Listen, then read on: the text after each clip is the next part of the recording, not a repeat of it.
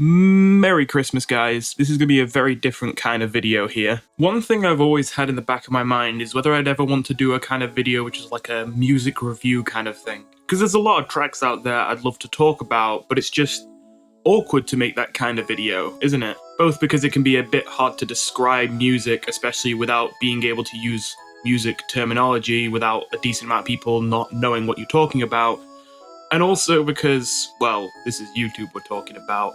It's very hard to make any kind of videos reviewing music unless you're not showing any of the music. But then there's a good chance that what I want to talk about you haven't heard before. So I do feel like I would have to show some of the music to give you an idea of what I'm on about. So for the longest time I thought to myself, no, I can't do a video like that. It's just not something that works on YouTube. But then I remembered the reason why I can't do a video like that, quote unquote, is because it would get demonetized. But I'm not monetized in the first place yet. So if anything, this might be something that it's better I do sooner than later. I still put it off for a bit longer just because, while there were tracks I could think that I'd like to talk about, I couldn't think of that much to say, even though I did have something to say. And I kept thinking, do I really want to make a whole video just on this? But recently, I have heard an EP that has absolutely blown me away, and I feel like I have more than enough to say about it, and I feel like if I'm only going to make one of these kind of videos, this is the thing it's going to be on. And as well as that, this also is probably as good a time as any for me to get into how I got into music production, kind of my journey into that. Now you might be thinking, wait, shouldn't this be going on the second channel then, for music production, Technocosm? And yeah, that's obviously where I was thinking of putting this at first. But honestly, the main reason I have a separate channel for music production isn't necessarily because I don't want to have any music-related stuff on my main channel. Honestly, I'd prefer to keep it all on one channel. The only reason I kind of have it on a separate channel is because on Technocosm, there's going to be a decent amount of videos where I would have a kind of expectation that you know a decent about music production before you listen to them, so that you know what I'm saying. And also, I tried to make things look a bit more professional on Technocosm. But for this kind of video, I don't think I really need to drop any special terminology or anything. And I don't think it's something that not a lot of you could relate to, because I'm just talking about music, not even the process of making it, just music that already exists and why it's so good. I also thought this might be a good opportunity for me to give you a little bit of a taster of what the videos on Technocosm are like. Since I've mentioned before, they're actually, if anything, more high effort than the videos that get uploaded here. It's just that I upload less frequently on there. Probably the biggest change with the videos on Technocosm, though, that you might not have been aware of, is this little guy. Hi, I'm Story, and I'm usually the one who presents the videos on Technocosm. And to clear up any confusion... Yeah, it is just me with a voice changer.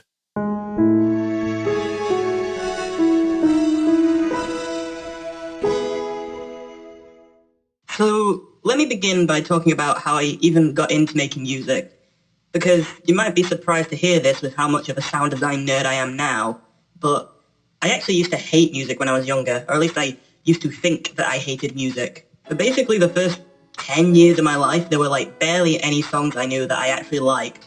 The only one I can even remember off the top of my head that I know I liked was 99 Red Balloons. Now, in hindsight, there were actually a lot of tracks I'd heard in video games which I really liked, especially Korarimpa for the Wii. I'm not sure if many of you have heard of that game, but it has a very good soundtrack and also is a very good game, shocker. There were a lot of tracks from video games that I actually really liked as a kid, but I just didn't think of them as a track that I liked, like a piece of music that I liked, because I never really noticed that I liked the music. I just thought I liked the game.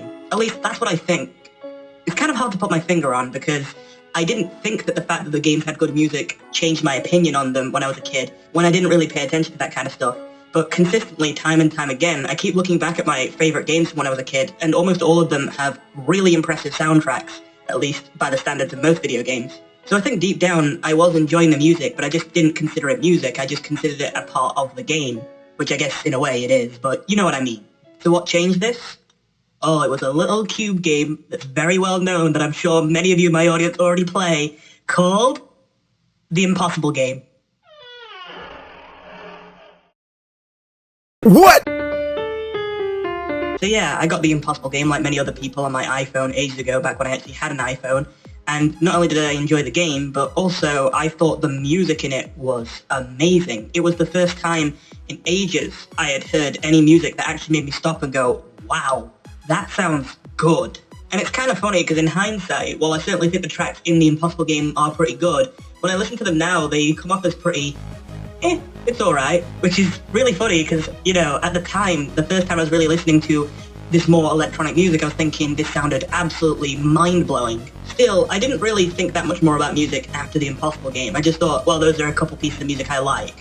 When it really took off is when I started getting into Geometry Dash.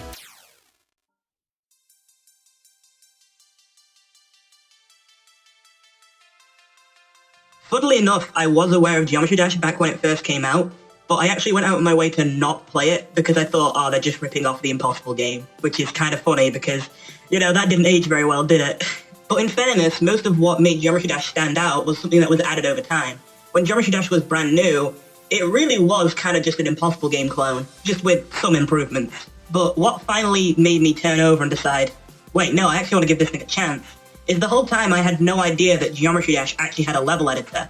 And I have always been a massive fan of any game that lets you use a level editor. So the second I discovered that Geometry Dash had one, I literally bought the game straight away. I didn't even bother with the free trial, I'm just like, there's a level editor, get in the game now. And sure enough, I had a lot of fun with the level editor. But of course, it did eventually bring up the question, if I can use any song from Newgrounds as music for one of my levels, what if I created a Newgrounds account and uploaded music to Newgrounds and used my own music?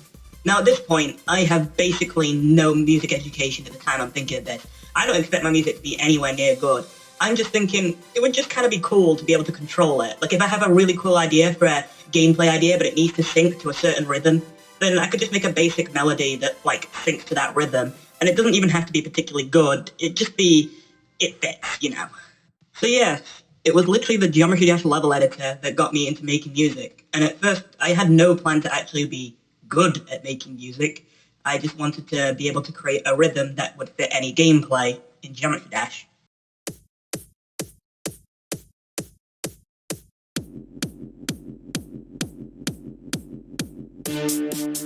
So about 9 years ago, I installed the demo of FL Studio for the first time. And I opened it up, and as you could probably expect, I had a bit of a nightmare. I'm not about to say that it's impossible to learn to make music without any prior experience, but you gotta remember, I literally had no musical education at all. Like, this is literally just all, like, self-taught. We did have music as a subject in my school, but oh boy, was it always shafted to the back and made the lowest priority. And essentially, every single time we did do anything that was music, it was essentially just, okay, here's a bunch of instruments, just do whatever you want for an hour. Or it was, okay, let's listen to a bunch of music that already exists and let's talk about the culture of it, but not actually talk about how it was composed or anything that goes into making it. So obviously I was awful at it in my first try, but I wouldn't say I didn't enjoy it. I was actually quite fascinated with how far I was able to get on my first try. There was only really one thing that was stopping me from being able to make at least something that sounds like a real piece of music and not just random sounds. And that was that when I was making this, I kept having infinite length notes. And I couldn't figure out why they were infinite length and how to stop them being infinite length. That's because on my first time using FL Studio, I never found the piano roll. And because I didn't even know the piano roll existed, I didn't know what it was I was looking for, so I couldn't look up, like, where is the piano roll? I just knew there was something that I couldn't find, but I have no idea what it is or what it's called. Essentially, in FL Studio, there are two ways you can place notes, the piano roll or the step sequencer. And usually, you use the piano roll to actually place notes. However, if you've got a percussive sound like a drum, which doesn't need to be pitched, then you might use the step sequencer instead. The step sequencer is smaller and easier to use because you just say, hey, play this sound at this moment.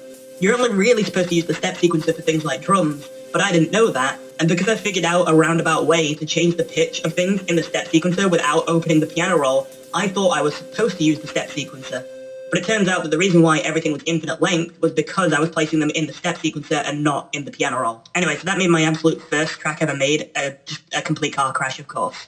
And although I was encouraged by how far I got, I was very discouraged by not being able to figure out this infinite length notes problem. And again, since I didn't even know what to look up, for a while I told myself, I guess this is just too complicated, I can't get past this. I shouldn't have tried doing this. And so it was a few months before I ever opened up FL Studio again. But then by complete chance and happenstance, I managed to find out that the piano roll existed, and from there I came back to it. From then on, it was much more smooth sailing. I still had no idea of anything about music theory, so trying to create melodies and chords was still very difficult, and I still didn't really know how to actually create new sounds. I was mostly just using presets.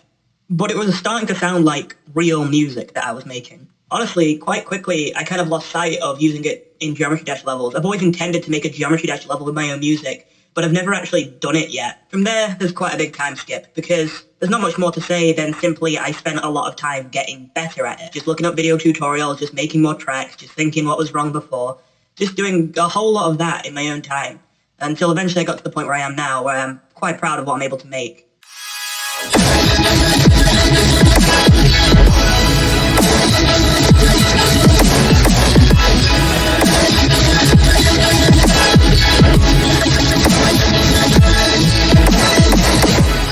I said that I first installed FL Studio about 9 years ago, but I'd say that I first really started consistently trying to make music in it about 8 or 7 years ago.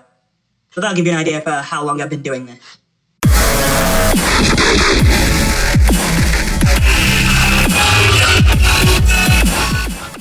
As for the kind of music I was hoping to make, well, when I've been looking around the levels that people have been making on Geometry Dash, I was mostly just hearing techno or just generally electronic stuff, but nothing too out there. Maybe a bit of trance every now and then. And a decent amount of chiptune, I guess. And I liked all of it. But what really blew me away was a certain infamous level that I'm sure all of you who have played Geometry Dash have already heard of before, and maybe even some people who've never played Geometry Dash have heard of before. When I heard the music in this level, my mind was blown because I'd never heard anything like it.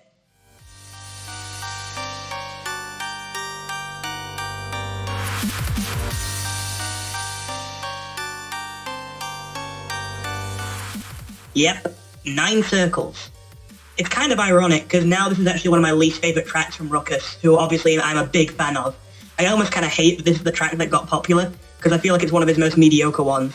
But overall, I think Ruckus's tracks are all great, and this is my introduction to dubstep. One hell of an introduction too. I already thought that 9 circles sounded insane enough, but then I remember when I heard Fairy Dust for the first time, I was just in complete shock at how a sound like what I was hearing could even possibly be made by anyone. It's kind of funny because now I know a lot more about bass design. I think I know exactly how Ruckus made the main bass of this track, and I don't actually even think it's particularly complicated, although still very well done. So yeah, I quickly discovered that dubstep was going to be my calling. The only problem is, it's already hard enough trying to learn how to make music when you have literally no knowledge going in and you're trying to teach yourself entirely from scratch. But also, the first thing I was trying to make being dubstep is, I don't think I have to explain why that can be an issue. Oops! So you can imagine this was a rough start for me. I mean, I kind of knew deep down that I probably wasn't going to be able to make dubstep for like at least a couple of years. But even when I attempted it, you could... Let's just say my first attempts at dubstep are kind of hilarious.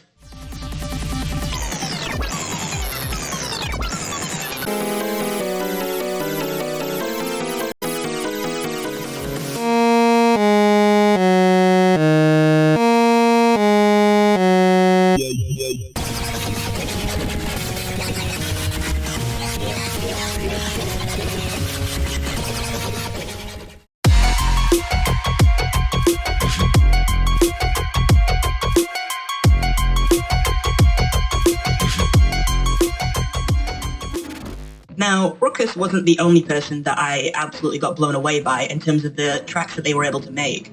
I initially almost only listened to Ruckus. I've listened to every Ruckus track that existed probably at least 50 times over.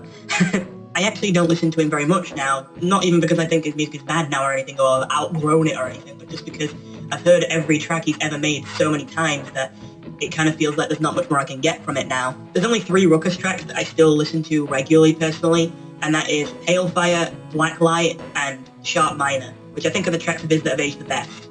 Of course, I also discovered Extra shortly afterwards, like most people probably did, and was very amazed by the kind of music he could make. But one thing that was quite a surprise was to see Boss Fight start crossing over into the dubstep sort of territory. Before, Boss Fight mostly just made chiptune tracks, or just normal techno, I guess. And I liked his tracks fine enough, but only a couple of them really stood out to me. But then he started dipping his toe into more complex bass design and some more atmospheric and theatrical tracks like Elevatia, Sonder, and especially his Hex EP. Adust, No Wise, and Mescalink are all some absolute top-tier tracks. Unfortunately though, I do feel like there was a bit of a decline in quality after this point for Boss Fight. Not to say that he's a bad producer, he still makes some very good music, but over time he started to transition to full-on dubstep, which sounds good to me on paper. Obviously dubstep is one of my favourite genres, but I feel like when he produces dubstep, it comes out sounding very normal, for lack of a better word. Like, it doesn't really have much spice or style to it. Not that it's badly made, it's usually very well made, but there just isn't anything about it that screams, oh yeah, this is a boss fight track. So I found a lot of his newer stuff sadly a bit more forgettable, and I feel like his tracks had a lot more attention to detail and a feeling of style in that kind of sweet spot around the time that Sonda and the Hex EP came out. That's obviously not to say he hasn't made anything good since. I did really like Sovereign, and I did really like his remix of Panda Eye's track Isolated, but for the most part, with a lot of his tracks past that point, there are moments that absolutely shine and sound amazing to me, but as a whole, a lot of the tracks just don't stand out to me and don't stick in my head. I wanted to go on a bit of a long tangent about my kind of journey of who I was listening to the most. Obviously, there's a lot of people I listen to, but I wanted to focus on the people that I really listen to a lot. Since I'm probably not going to make another video like this in future, at least not in the near future, I kind of want to get this covered on the way to my point here. So this led to me finding a dubstep label called Disciple, which a few of you might have already heard of, because Boss Fight has only ever had one track on Disciple, but it was that remix of the track that Panda Eyes made, Isolated, since Panda Eyes at one point was part of Disciple. And it just so happened that I already had a bit of a positive impression of Disciple because, well, as a Ruckus fan, of course, I listen to all his tracks, and of course one of his most well-known tracks is his remix of Astronaut's track 13. So I also discovered Astronaut through that, and I found out that Astronaut was someone who used to be on Disciple. So now that I'd seen this dubstep label by complete coincidence twice, obviously now I was interested to see what they had to offer, and it's actually really convenient. One of the very first things I ever listened to Disciple was just the first video they had up, which was a track from an EP that was just being released called the No Worries EP by someone called Trinergy, who I'd never heard of before. And it couldn't have been better luck, because honestly, I've been listening to Disciple for a very, very long time now, and Trinergy's No Worries EP is still one of the best EPs I have ever heard on the label. So I got quite lucky with that being the very first thing I heard from them. I'm not going to get into that EP here because there's too much to get into, and I want to really still get to what the main focus of this video is going to be. But I do highly recommend you check it out if you haven't.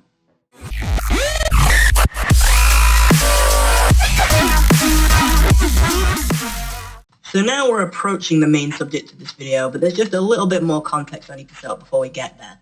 So at this point, I start regularly listening to Disciple, and basically listening to almost everything they put out. It was quite amazing when I first started listening to Disciple. I realized that dubstep labels existed, but I'd never actually listened to one before, because the only one I'd heard of before now was Monster Cat, and I just didn't like a lot of the stuff that was being put up on Monster Cat. I mean, it's not like it was all bad, there were some good tracks, but I felt like I had to dig through a lot of stuff I didn't like to find one track I really liked. And although I could just look up dubstep producers if I wanted to find more people who made dubstep, since I really didn't know that many, I kind of didn't want to, because then naturally I would probably find the most mainstream results first.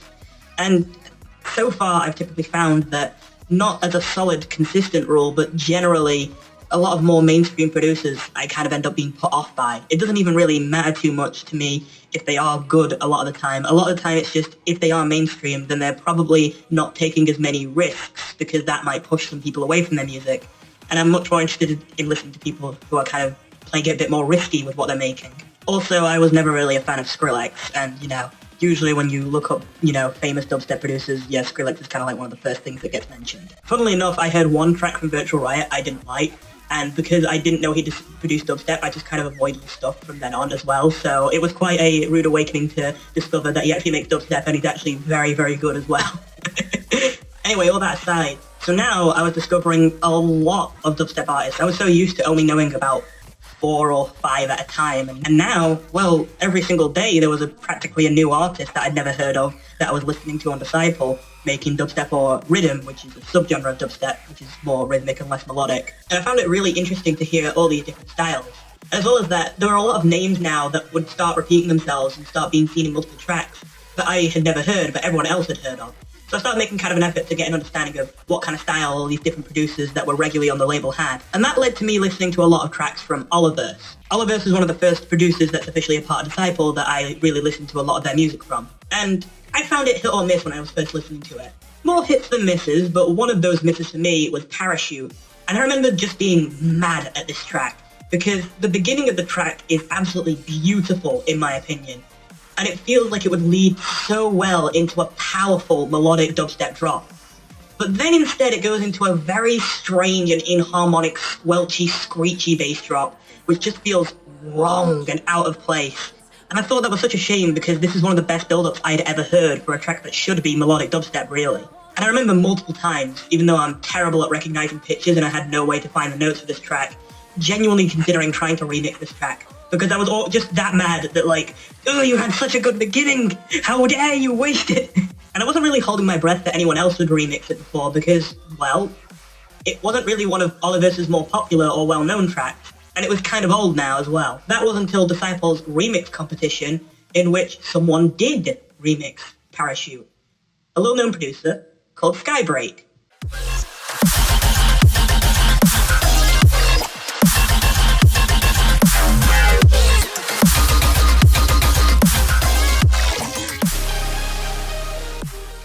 Yeah, so this is what this whole video has been getting around to. Again, I wanted to take kind of the scenic route to this point so that I could cover a whole bunch of other music-related stuff that I just wanted to talk about anyway at some point.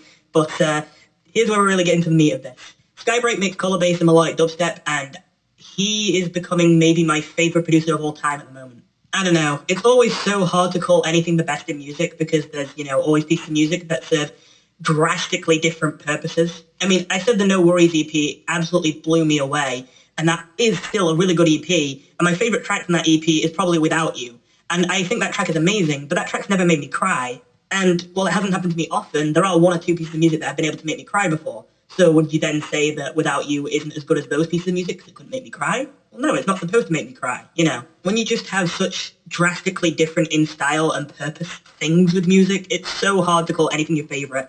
Even when I was newer to music, I already had enough trouble picking my favorite ruckus track. I would have definitely said that whatever my favorite track in the world was probably a ruckus track back then, but I wouldn't even know which one to say. Maybe Underground? I'm not sure. So while I have felt comfortable before saying, oh yeah, this is definitely like a top 3 kind of track for me, or like a top 5 like producer in my opinion, I very rarely feel confident saying, oh yeah, this is the best thing I've heard. So when I say that from what I've heard, I genuinely think that Skybreak might be my favorite producer of all time at this point, that does mean quite a lot. It is a tough call. Barely Alive has had some really good tracks recently, and Virtual Riot's last 2 albums on Disciple really blew me away. But I still think at the moment that Skybreak is impressing me more. So you can probably guess by how positively I'm talking about this guy, but their remix of Parachute was amazing.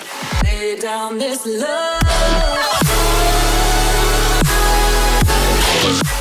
It was literally almost everything I would have done to the track if I was going to remix it and I had like godlike music making abilities. When you just picture what you want something to sound like in your head, but it never actually turns out exactly like that. What Skybreak had made was almost exactly what I was imagining a remix of this track should be, if it was perfect. So yeah, that's some pretty high praise. So you can imagine that after they absolutely blew me away with that, I was really happy to see them very shortly after getting an EP on Disciple, the Lumina EP. Now, this isn't actually going to be the main subject of this video, so I'm going to go over it a little bit quickly. But the main subject is going to be the EP he released after this one. However, there are a few tracks in this EP that I need to talk about. This EP was absolutely stellar.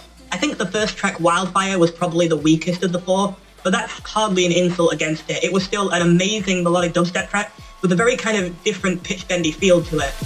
In your Wildfire.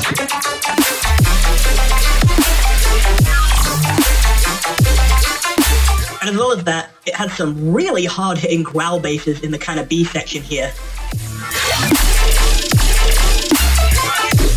The title track of the EP came second, Lumina, and it was absolutely stellar as well. It was some hard-hitting and absolutely beautiful melodic dubstep with an enormously epic feel to it. The third track, River Spirit, was also really good. I wish I could call it my favorite, but the one bit where it drops the ball this is one of the only tracks where I feel like the second drop is extremely weak in the second half. But the first drop is really good. I have heard a lot of basses that sound like speaking voices before, in dubstep of course. I mean, it's kind of a staple of dubstep. But I don't think I've ever heard a bass that sounds quite as much like an actual voice speaking as in this track. It's super unique and I absolutely love it. And on top of that, I absolutely adore the way they use sub basses in this track. I wish I could get into this more, but it's a kind of nerdy sound design thing that I'd have to explain quite a lot to really get into everything I mean here. But essentially, I feel like sub basses are misused heavily in a lot of dubstep tracks. In short, sub basses are typically when you add a very, very low-pitched hum on top of an already existing sound, playing the notes it's supposed to be playing. And essentially, since, dubstep basses tend to get pretty crazy, it can be kind of hard for your brain to subconsciously know what pitch is being played by that bass at any given time. And so having a sub-bass under it with a very consistent pitch that doesn't really change much, but is subtle because it's extremely low pitched, can help you figure out what pitch something should be.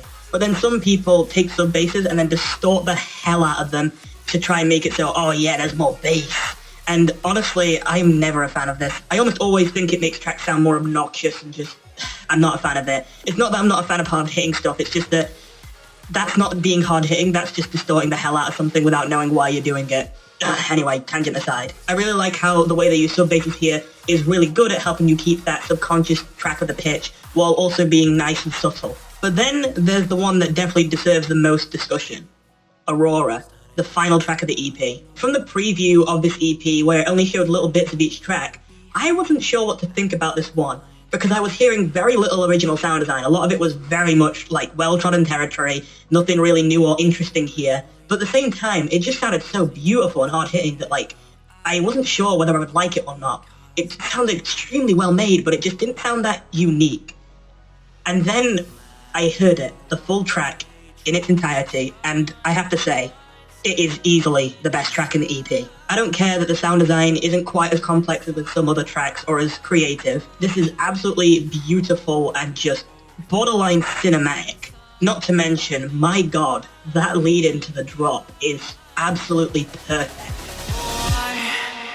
I finally found my...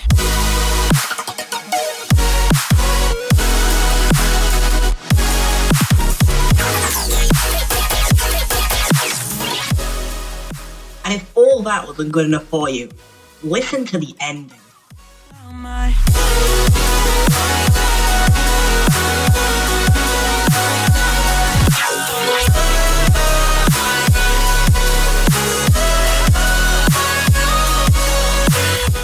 And if you didn't catch it, there are some interesting little reused motifs in the end of this track.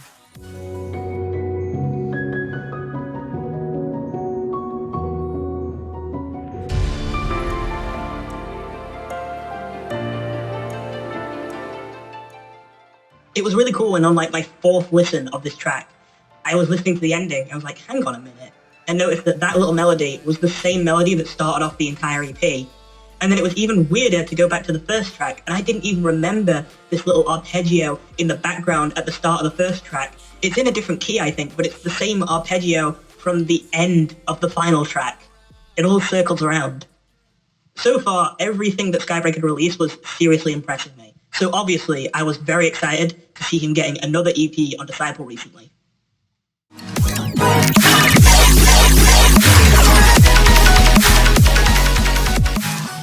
I seem to have the worst luck when it comes to the release times for these albums and EPs that absolutely blow me away. Because, well, I listen to a lot of music on Disciple, and so often I just hit a point every now and then where I just get burnt out on music as a whole for a little bit. Not for long usually, but for a few weeks, I just don't like any music, even the music that is really good, and some of my favourites of all time just feels kind of to me now, just because I've listened to a lot of it in a small space of time.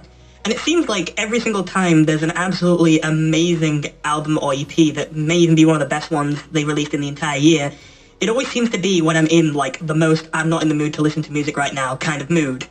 So I'm a bit late to be praising this EP, but for good reason. When I first tried to listen to this EP, as I said, I really wasn't in the mood to listen to music, but I thought, it's a new Skybreak EP though, I've got to give it a shot. And sure enough, I was worried because I listened to the first 3 tracks and I didn't like any of them at the time. It just kind of felt like I didn't feel much listening to them. And I couldn't even describe why, so I was pretty sure this was just me feeling kind of off because I wasn't in a music-y kind of mood. Because I really couldn't think of anything wrong with anything I was listening to, I just wasn't enjoying it. And yeah, sure enough, that was the problem. I came back much later to listen to these tracks, and at first I was worried that what I thought initially was actually true. And that is because I will say, in my opinion, almost every track in this EP gets a lot better towards the second half, whereas the first half is sometimes a little bit weak. I think that's the most true with the first track in the EP as well, Moonglow. Moonglow is a very well-produced and very just pleasant melodic dubstep track, I'm not sure what else to say, with some very kind of different hard-hitting synths that come in later in the kind of B sections and second drops and all that. But the start of the first drop is quite bland. Big boy.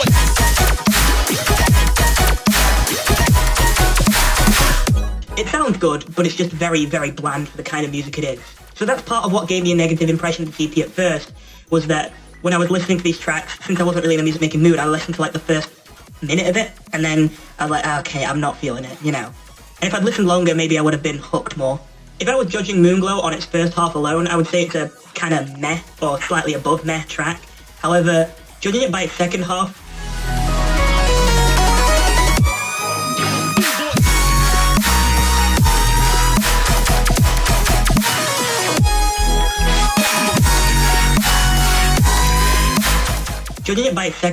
it is, well, amazing. You're gonna, I don't know how else to keep describing things that are really good. It's just very good, it's stellar, it's amazing, it's very good.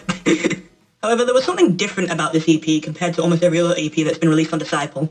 Now, the Disciple release doesn't include this, but Skybreak on his own YouTube channel uploaded this EP, and as it turns out, he kind of meant to tell a sort of miniature story with this EP, and they added some narration of some extra story between tracks for the EP to help piece that story together. But since it's quite short, I can give you the general idea. Essentially, this character you can see here on the beautiful album art, Jesus Christ, I love the way this looks.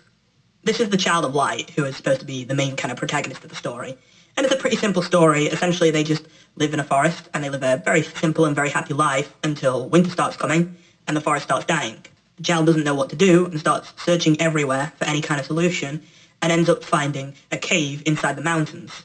There are engravings around the cave entrance that say that it contains the crystal heart, which supposedly, if you could ever obtain it, would give you infinite warmth and contentment.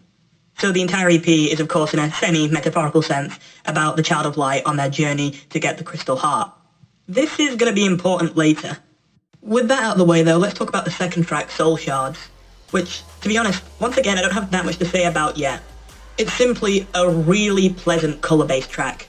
The sound design is, well, for lack of better words, just shiny and beautiful sounding.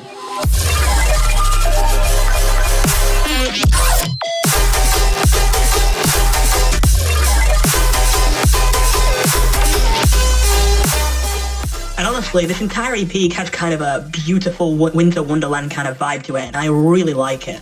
I'm generally really not a fan of vocals. In fact, that's probably part of why I thought I hated music before. I probably just didn't like pop music, because the main things I'm not a fan of generally are guitars and vocals, and you get a hell of a lot of that in most pop music. I'd say the only criticism I have for this track is it's the only one where I think in this entire EP, the second drop is weaker than the first drop. But that's not to say they botched the second drop, just that the first drop was very impressive, and the second drop was just kind of, it's good, but it wasn't as good as the first one. The third track, Cryolite, I'm not going to have much to say about right now. You see, when I first listened to this EP, this was by far my least favourite track in the EP. I just thought the kind of sound design they were going for was too uncomfortable to be this slow paced. Like, you can have these hard-hitting sounds that are kind of quote-unquote uncomfortable to listen to if they're brief and like they hit you quick and they leave. And I felt like a lot of these basses that they were using here in this drop just were uncomfortable to listen to for prolonged periods of time, and because it was so slow-paced, they were being held for a long time. As well as that, I couldn't make out a single word of the lyrics at first. But it did grow on me over time, quite a lot. And I'll be getting to why I got this kind of new perspective on it later. The fourth track, Crystal Heart, is the one that I would actually consider the weakest in the EP now. Not at all that it's a bad track, it's very satisfying in its bass design, it's very just pleasant to listen to on the ears and very kind of bright and colourful sounding. But there just isn't that much going on in the sound design department in terms of variety and all that. The second drop is definitely an improvement with this track though.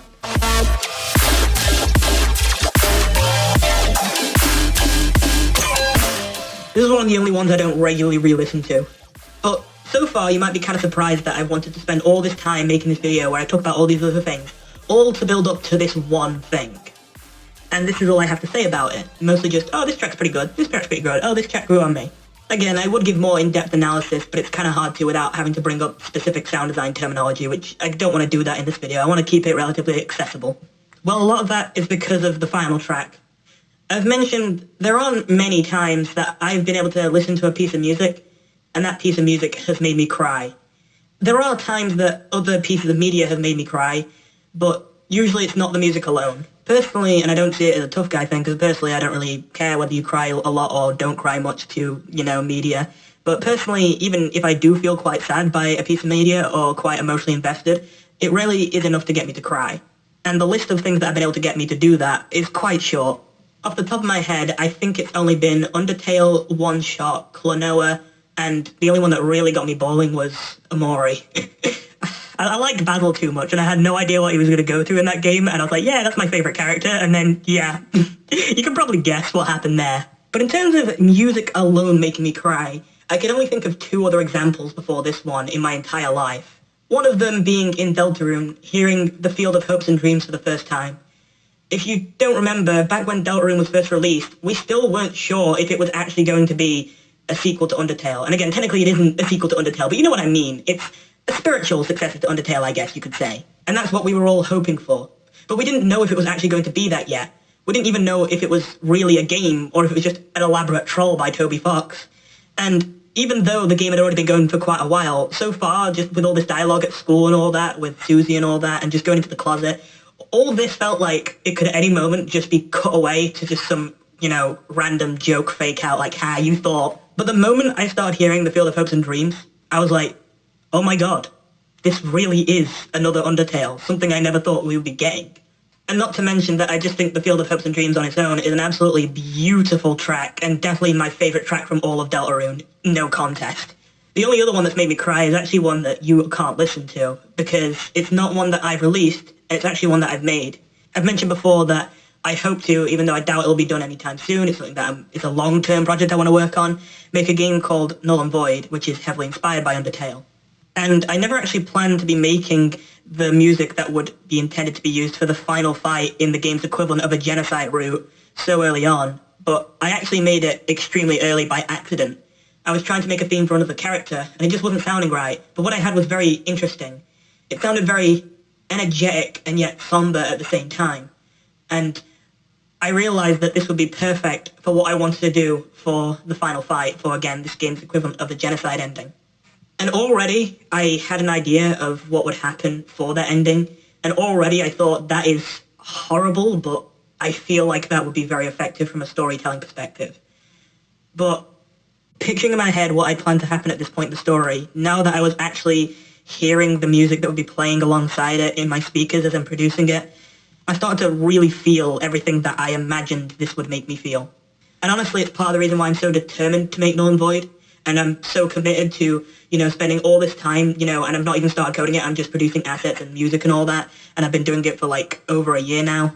Honestly, that was the moment that I knew that I needed to fully commit to Null and Void. I always knew this is what I wanted to make, but I still had that nagging in the back of my head that you think you want to make this right now, and you're really excited to do this, but then you're not going to be able to do it. You're going to forget about this in 5 months' time, and then you're going to feel guilty because you didn't do it, but you wanted to. And this moment was kind of the ultimate, no, I'm not letting that happen, because this is something special that I managed to actually make a piece of music that, even though I made it and I know what it was going to be for and I knew everything about what it was going to be used for, it still genuinely provoked me to start crying hearing this music in the context that I planned to use it.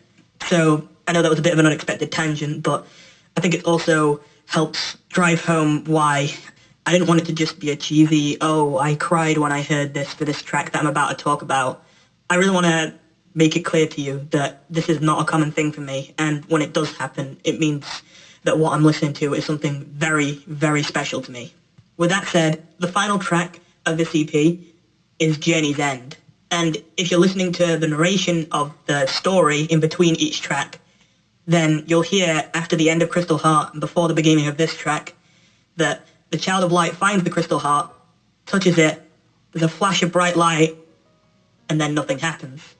They've come all this way to try and find this Crystal Heart, something that they hoped would fix all their issues and save them from this winter that's killing their forest, and it does nothing.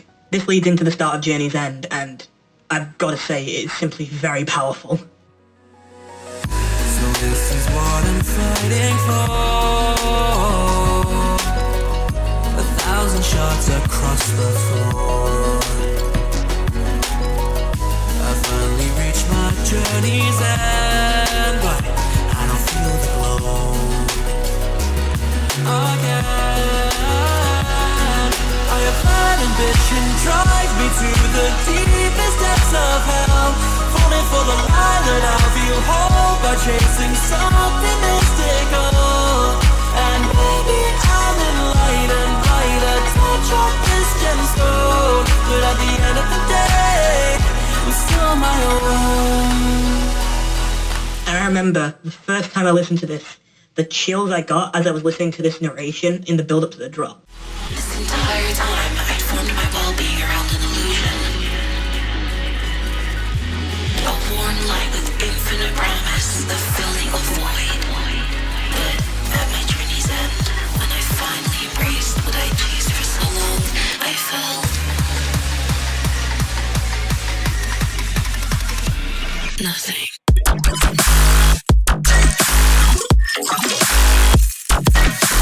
Not to mention the sound design here is absolutely superb, and just the simple feeling here is absolutely electric listening to this, and so uplifting for such a otherwise depressing kind of theme.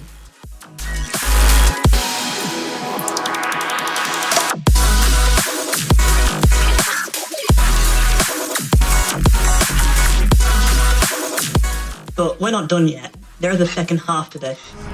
I've wasted all my days in searching for a miracle. Even when I held it in my arms, my heart still felt invisible. But maybe I'll inspire fire from some lonely soul to push on through the journey of their own. Oh, I bet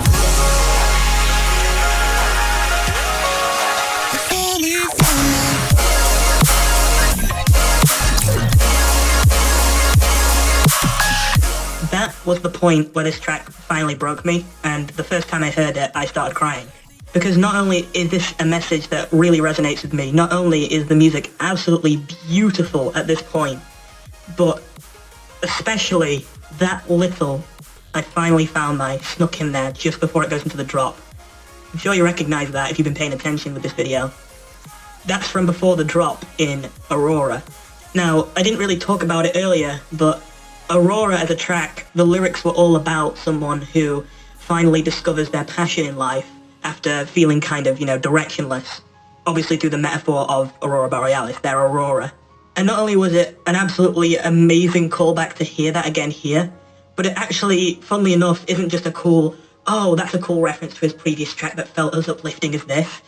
No, it also actually adds some extra kind of implied meaning to this, which I think is actually quite beautiful. That despite the fact that the Child of Light went through this long and arduous journey and never got any reward for it, that their hope that their struggles would at least inspire someone else to push on through the journey of their own.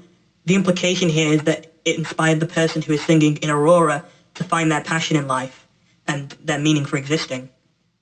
I want to take a step back to talk about the message of this track as well as a whole, because I kind of went over it quickly earlier. It could seem kind of cliche. There are multiple kind of tracks out there, or not even just tracks, but media generally, that try to give the moral of, oh, just persist through the trouble and everything will be all right. But I feel like if that's what you take away from this, then you're only taking a very surface level reading. Because there is something still kind of heartbreaking about this moral, while it's still, at the same time, somewhat uplifting. At the end of the day, the Child of Light never gets any kind of solution to their problems.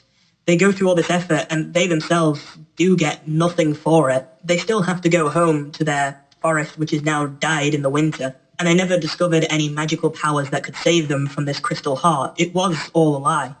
I suppose this kind of gets into my view on the world here, but I'll try to keep this as little on the preachy side as possible.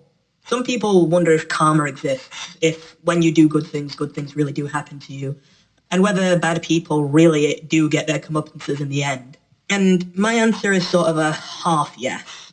I feel like justice kind of exists, in that when people do good deeds, good things do come down the line. And when people do bad deeds, bad things come down the line. But I think the main problem is this is applied to everything rather than each individual person. And so even though every good deed will lead to a good result down the line, or a bad deed will lead to a bad result down the line, there's no guarantee that the person who did the good deed will be the one who gets the good result, or the one who gets the bad result if they did the bad deed. And this might seem a little bit off topic, but this is where I'm going to link it back. I think if you get to the point where you feel like you need to obsess over life being more fair, that you need good things to happen to you for all the good things you've done, then I feel it's only likely to make you more miserable to focus so hard on that. At the end of the day, every single one of us will experience some horrible things at some point in our lives that we never deserve to happen to us. But the hope is that we will also have good things, at least somewhat equally happen to us, that we may have not even ever deserved. And I suppose if you're in this position, like with the Child of Light, where you've gone through all this trouble and strife only to get no reward, then you have to hopefully take comfort in the fact that everything you've gone through will at least benefit someone out there, even if it's not you. And that means that you have left a permanent positive effect on the world, maybe even one that will outlive you yourself. When I first finished listening to this track, I actually had a thought. Is this my favorite track ever made, my favorite piece of music in the world? Because I've not actually even thought about that question for a long, long time now. Once again, there's just been so many different kinds of music that are trying to do such different things that it's a question I never really thought about in quite a long time because it just felt like a fool's errand. How could I ever say that one is the best thing that I've ever listened to? But this was really making me seriously think, have I ever heard anything that I think is better than this? And I realized, I think, why I personally love this track specifically so much. You see, for the longest time, I've had this kind of aim with me getting into making music. Originally, it was just for Geometry Dash, but as I got sincerely very interested in sound design and music, it got me thinking. I feel like what is really missing in music, what that I hear, is that dubstep is insanely impressive, and I think the sound design is amazing in it. But I think it's such a shame that to most people it's just cool sounds and nothing else. It's not cool sounds that can be used to convey emotions that just wouldn't be possible with normal traditional music. And in fairness, I don't necessarily think that's because no one's thought to do that before.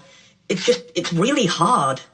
I mean, it's already hard enough making the sounds that you hear in dubstep. You can imagine trying to fine-tune and control them to really fit with emotional themes and all that is really, really difficult. So I'm not all too surprised that not many people have attempted this kind of thing, but even if it is a very out there goal, that is kind of my ultimate goal, I guess, is that with my time making music, by the end of it, I hope that I'll have been able to make at least one track that perfectly mixes the absolute awe-inducing and wonderful sound design of dubstep and melodic dubstep and color bass and rhythm, but actually envelops that in some serious and very sincere emotional meaning, in a message, in a story, in something that isn't just, oh, that sounds cool. And I guess that's why I love Skybreak's track so much. Some of them are just, oh, just listen to it and enjoy it, just it sounds cool. But you can't really say that about this track, or Aurora for that matter. They're both perfect examples of what I've always strived to do since I began seriously making music, to create this perfect kind of fusion between emotional music and dubstep music. In fact, if you didn't already know, that's kind of what my name's all about. The second channel's called Technocosm. The way I actually decided on that name was that I realized the two things I found the most admirable in music was music that was either extremely immersive and made you feel like you're in a different world, or a paracosm, which is kind of a fancy word for an extremely detailed and lush imaginary world. And the other thing was the technological side, when people would make these wonderfully complex basses. And so, technology paracosm, technocosm. Also, because those are the two things that I was extremely interested in when I started seriously trying to make music, my first two EPs were the Paracosm EP and the Technology EP. Not that I particularly recommend them. Again, it's been a while. Those are a few years old. In fact, I actually really like the name Technocosm. You might have noticed even with non-music related stuff, I sometimes call my accounts on other websites or other games Technocosm instead of Double Chin Doge 7. I've always struggled to actually come up with good names for accounts and things like that. And I've mostly just stuck to Double Chin Doge 7 just because it's a funny name that I came up with for my Xbox 360 ages ago, and I just kind of stuck with it because I didn't know what else I'd call myself. So anyway, back onto the main topic though. Was this truly the best piece of music I'd ever heard in my life? Well, I think my answer is actually no, but it's close. These are all nitpicks in the grand scheme of things, small issues with an otherwise near perfect track. I feel like there are some points where the mastering is a little bit off, towards the end. I feel like we could use a little bit more variety in the sound design department. And I feel like the outro is kind of unsatisfying. It does the job, but they could have made a much more powerful outro for such a powerful ending song. But honestly, I don't think any of those nitpicks are the reason why I wouldn't say it's my favorite track of all time ever made. It's because Cryolite is.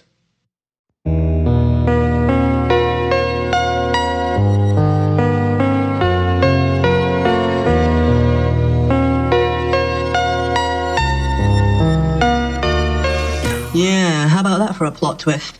The track that I disliked the most when I first listened to this EP ended up being not only my favorite one in the EP, but quite possibly my favorite piece of music of all time.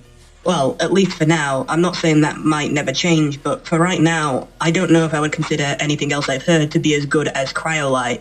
My opinion changing so drastically was down to a few things. To start, in general, I feel like I didn't really give the track a fair shot when I first listened to it. Again, this was at a time where I just wasn't in the mood to listen to music, and I was just listening to this EP because I knew it would be great because it's a Skybreak EP, and I was kind of almost trying to force myself to like it because I knew that it should be good. And because I was doing that, I didn't really want to listen to all of these in full. I was listening to like the first minute or so of them, and if they didn't grab me, I was just skipping to the next one. And unfortunately, I do think that Cryolite is weakest at the beginning and gets much better as it progresses. The intro is amazing at trying to set the scene for what this track is about. However, without knowing what the track is going to be about, it just kind of sounds like a semi-pleasant, slow-paced little melody. Nothing that instantly strikes you as, like, interesting. And while I do like this track in its entirety, I do definitely think the weakest part of this track is the first half of the first drop. And of course, unfortunately, that's usually the part that you remember tracks by. In a way, I almost convinced myself I didn't like this track when I never even really gave it a proper shot. But of course, since I enjoyed this EP so much, I had listened to every track in this EP multiple times, and every time I re-listened to this, I found myself disliking it less, then liking it, then loving it, and eventually actually having it be my favorite. Now, I didn't talk about where in the story Cryolite slots in. In fact, I didn't do that for a couple of them, because for most of them, it's not really that important. As I said, it's a short story. It's not really super long and in-depth. So it really just goes, they discover the cave, Moonglow. They enter the cave and it's beautiful and it's bright and it's got all these crystals and then soul shards. And where Cryolite comes in is they are now venturing very deep into the cave to try and find this crystal heart, and they haven't found it yet. And they're leaving the area where all the crystals reflecting the light was, and so the cave is starting to get dark. All the light is starting to fade, and yet they still haven't found the crystal heart. And now finally the doubts are setting in on whether there is such a thing as the crystal heart. And really, at the heart of it, what this track is about are those doubts. I didn't mention this before because, again, you can still follow the story without including this part.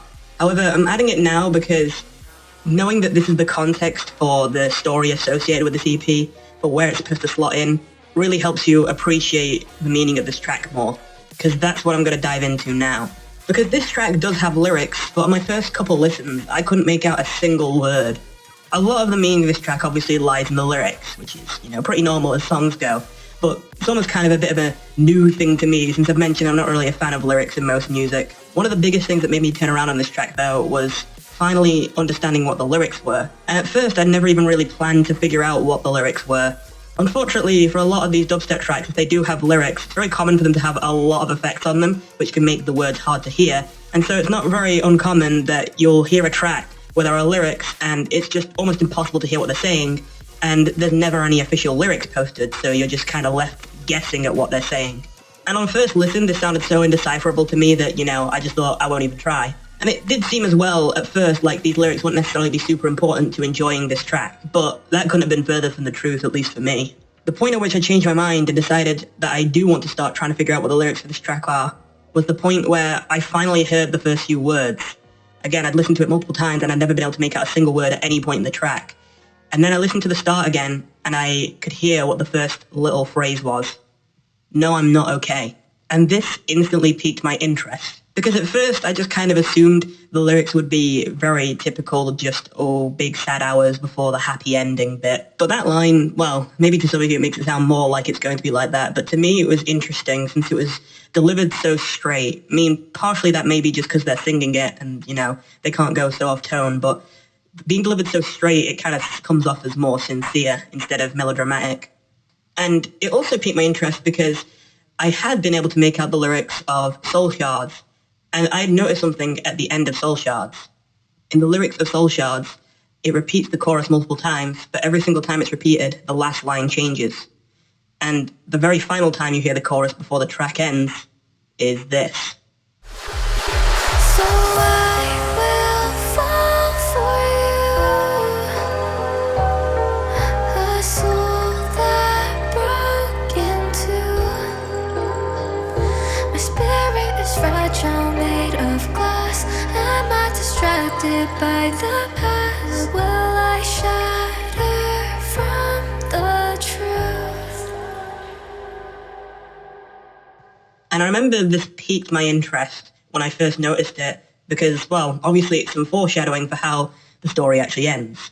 But that on its own wouldn't make it interesting. Why it really interested me is because it kind of leaves this implication that the protagonist of the story, the Child of Light, already knew that the Crystal Heart was alive from the beginning. And if it was just this track that said that and they left it at that, I might have thought, well, that's a cool thing, you can read into it if you want to, but I'm not sure if that's actually what they intended us to think. But Cryolite really hammers it home. Yes, that is an intentional detail. That the Child of Light knew from the very beginning that what they were following was a lie deep down, but they simply couldn't face the reality that that was the case. And so they kept going through all this trouble, all this strife, just to get this Crystal Heart, knowing that either it didn't exist or that in the end, even though it didn't have all the powers it promised.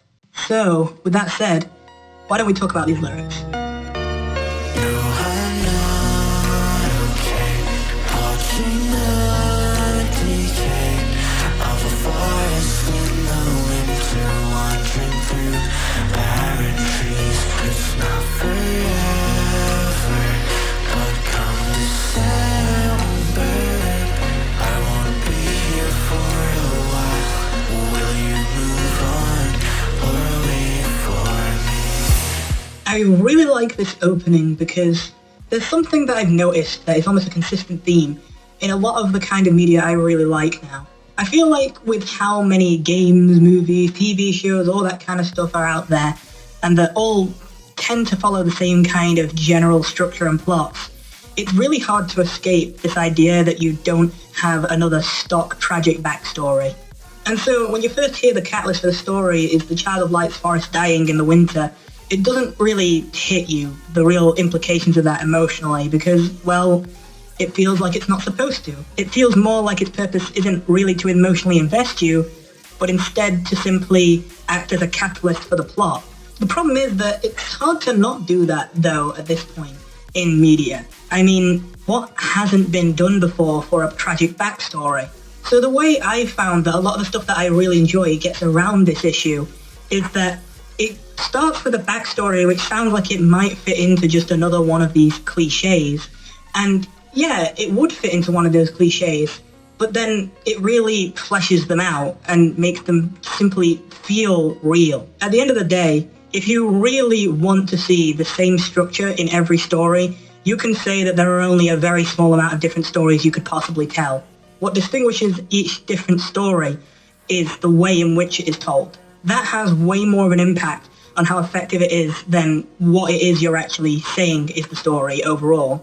And so I like this because from the beginning, it just lets you accept this start of the plot as just, okay, that's our motivation for going on this journey, and not really think emotionally about it. But then by the third track, at the halfway point, we're suddenly made to really ponder on all that and all the pain it was caused for the Child of Light. I think it really helps that the wording of this is in a way that sounds a lot more passive and a lot more sincere, not melodramatic, not, oh, woe is me, but simply an acknowledgement that, no, I'm not okay with this, and I don't know what there is to do about it.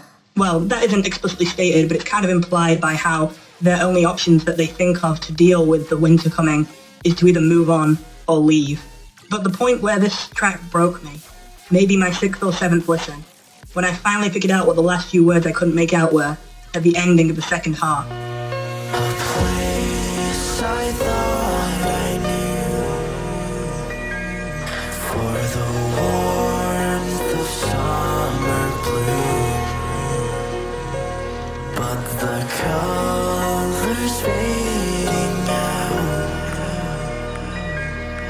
the snow is falling down. I'll be gone until the spring. Imagine the distance, my burning insistence to be something. But I know in time it won't be. Being up to the stars.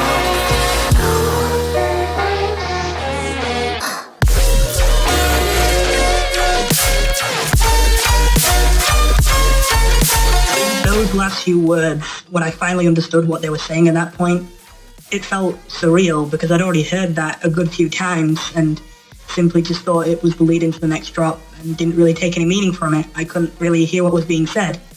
And now that I could, it was heartbreaking, but in the best possible way, of course. It's music, it's supposed to make us feel something. In that one moment, the meaning of this whole track just hit me all at once. In a way, I'm sort of glad that I didn't fully understand this track when I first listened to it, because I feel like, taken completely on its own, without realizing that Journey's End is obviously the track which will end this EP, this might seem extremely gloomy and defeatist, but I feel like it's actually quite a mature view on, well, simply having a motivation to move through life even when it seems hopeless, without being cheesy or insincere, I guess. So to spell out what you probably could already tell, these lyrics seem to say it outright. From the very beginning, even before the Child of Light began this journey, they knew that all this effort, all of it would go to waste, that despite all the determination they had inside them to push on and do anything they could to save their forest, it was still going to be completely unable to stop the snow.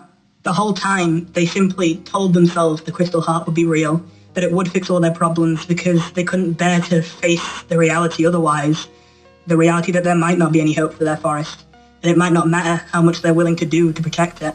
But then this kind of leaves an implicit question.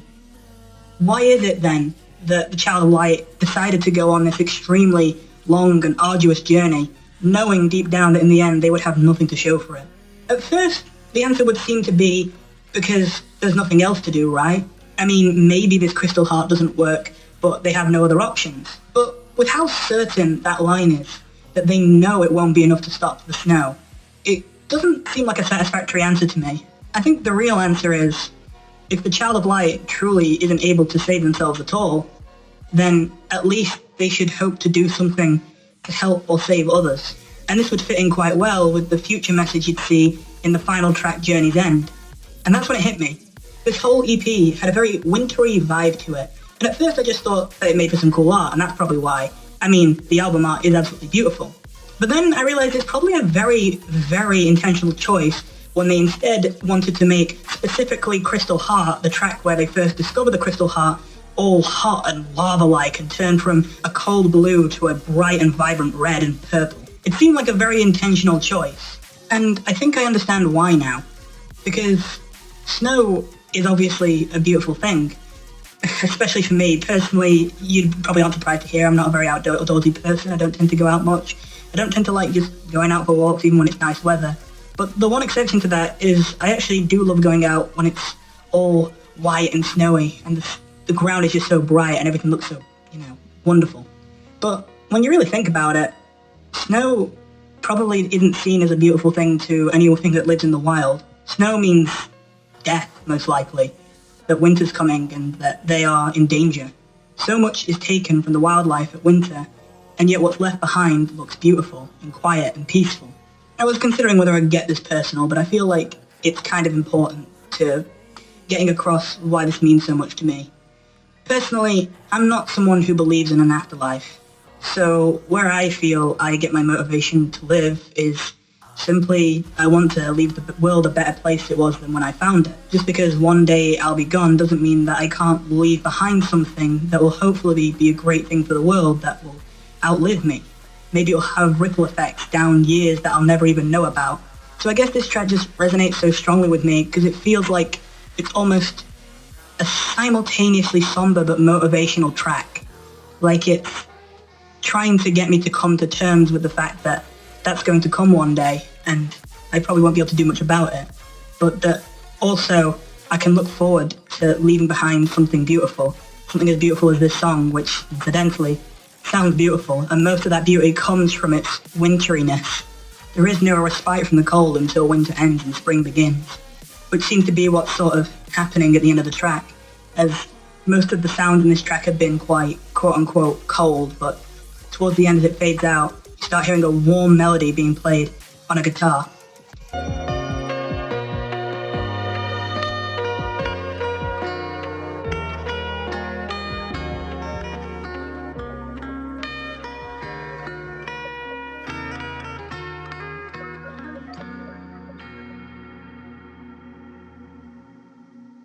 It's kind of funny, it's almost like we've come full circle. Obviously, it's not a solid rule, but I just feel like guitars are so overused, and I just don't feel anything most of the time when I hear any kind of guitar riff playing. There's only a very few exceptions to that, but this was one of them. Since guitars tend to kind of connote more warm climates, kind of think of campfires or, the Wild West or whatever, it sounds out of place, but in a good way to have this at the end of the track. Like, it's finally the end of the winter. Like, the warmth is finally coming back. But it also sounds so distant. I know in the story that they never say that, oh, the child of light dies at the end. And I don't think that's exactly what they mean, but I feel like, in a metaphorical sense, they might be trying to get that across. Because what I think when I hear this ending is that this is the beauty that you brought about by sacrificing your own well-being once you realized it was helpless for yourself. That it sounds so distant because unfortunately you won't be around to experience it, but it sounds so beautiful, so you can be proud that it's because of you that it exists. I guess this feels like an uplifting message despite how bleak it might seem to some people, because I suppose to me the only thing about death that feels so bleak is this feeling that things will never get better. And so I guess it doesn't scare me so much to think that when I pass, I can leave behind something that will hopefully be able to be someone else's respite from their own issues in life. So yeah, hopefully that didn't get uncomfortably personal, but I feel like I couldn't talk about this track without talking about that. So you can probably see why it made me cry hearing that, when it all finally came together, and all that just hit my head in the space of a couple seconds while I'm listening to the drop. In fact, I'm a little disappointed I didn't talk about the second drop in the midst of all this, but I don't think I could have slotted it in there anywhere. The second drop sounds relatively similar to the first drop, but I actually do think it's quite an improvement. The slight tweaks to the sound make them more pleasant on the ears, while also being more intense and just emotionally visceral. The synths start to sound like they're really wailing or crying out, not necessarily in pain, but certainly in strong emotion.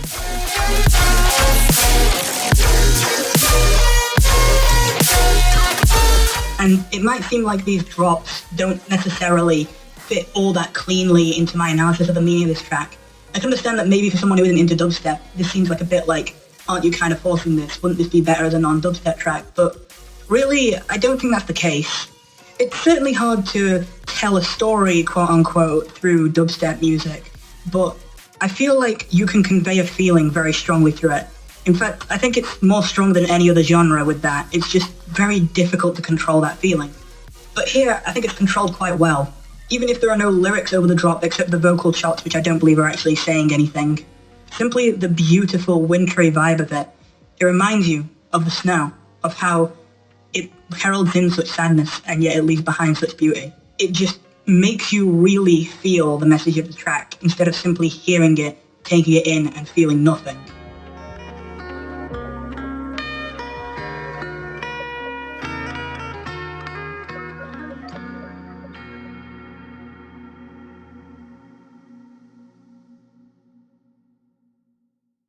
So that marks the end of my musical journey so far. But of course, nothing lasts forever. It's likely that someday I'll find something else that I think is even better than Cryolite. But I still wanted to talk about this because I genuinely can't remember the last time I ever had a track I could confidently call my favorite track of all time ever made. Thank you so much for listening to all this, and Merry Christmas.